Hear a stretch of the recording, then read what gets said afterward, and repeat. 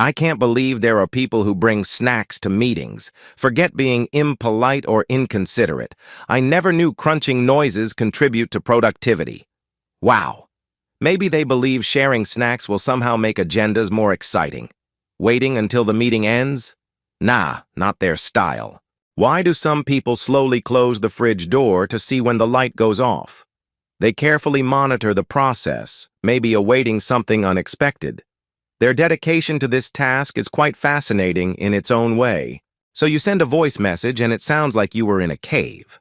Not sure if you were trying out new audio techniques or if your phone added some creative flair on its own. Might want to check your microphone settings before recording again. The toilet plunger, that underrated object that steps in when the situation goes down the drain. It doesn't wear a cape, but it's always ready for action. Love it or hate it, it's there to handle the mess you'd rather not deal with, leaving you grateful but slightly grossed out. Imagine telling your friend about the memorable movie you've just watched, recounting every scene, every line, every plot twist, and when they ask about the name, you realize you forgot. Seriously, how this happens? You remember everything about the movie except the one thing that your friend needs to know to watch it. Well, it's time to invent a fancy title and see if anyone notices. Oh, look, another person using their phone as a mirror. They think they're being sly, but let's face it, everyone notices. How about you invest in a small mirror? Aren't you tired of faking a text message each time you need to fix your hair? The inner thoughts of a forgotten gym membership card, unused and abandoned in this wallet, while the owner perfects the art of couch sitting. The gym hasn't seen me in ages. The sneakers are becoming vintage collectibles. Maybe one day they'll remember they paid for me. Until then, I'll be here judging silently. The so-called YouTube experts, who claim they know everything from a 5-minute tutorial. They even have the audacity to give unsolicited advice with the confidence of someone who's been doing it for decades.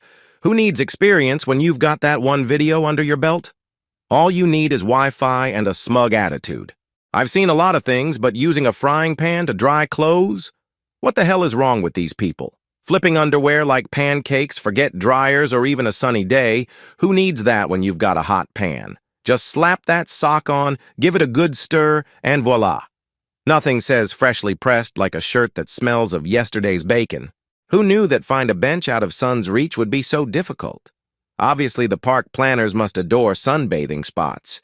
Every bench is placed directly under the sun? Come on! How am I supposed to relax with UV lights facing my eyes? Jesus, you can't even tell if it's a bench or a seat in a beach. You know that moment when you see someone and instantly regret making eye contact, but it's not over, you can still avoid them. Want to know how? Grab your phone, press it to your ear, and launch into a fake call with head nods and serious expressions. Oh, really? Okay, sure. Just like that, you've successfully dodged the conversation you never wanted. You finally wash your car, feeling all proud, and suddenly it's raining. It's like the clouds had a meeting and decided, let's make sure they regret it. Guess all that elbow grease just turned into a free rinse, courtesy of the sky. Tough luck, my friend. Listen, I get it. You want to work out, but showing up with your grandma, your cousin, and your weird uncle who wears Crocs to lift weights isn't helping at all. It's a gym, not a family reunion. Do you need a group chat to decide who gets the treadmill? Is this a fitness center or a daycare? People who always say, I know a guy, are the real-life versions of a Google search. Lost your cat? I know a guy. Need a mattress? I know a guy. Lost your keys? I know a locksmith. Lost your mind? I know a therapist. At this point, I'm convinced they have a guy for everything, probably even a guy who knows when to stop saying, I know a guy. Some people shop like they're leading a military operation. They have a detailed list that looks like a battle plan, with aisle numbers and backup options, maneuvering their cart like a tank, dodging slow walkers like enemies. And God forbid you get in their way when they spot a buy one, get one free deal. These are the same people who time the checkout lines, calculating the average scan speed of each cashier. They even have an escape route planned for the parking lot.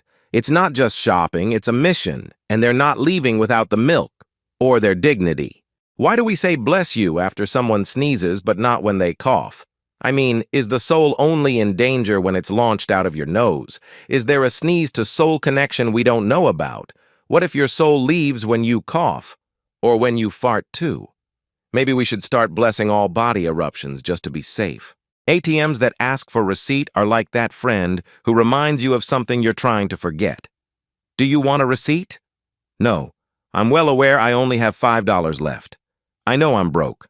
I don't need printed proof. People who always order the same thing are just lazy. You've been coming here for years. You know the menu. You know what you want.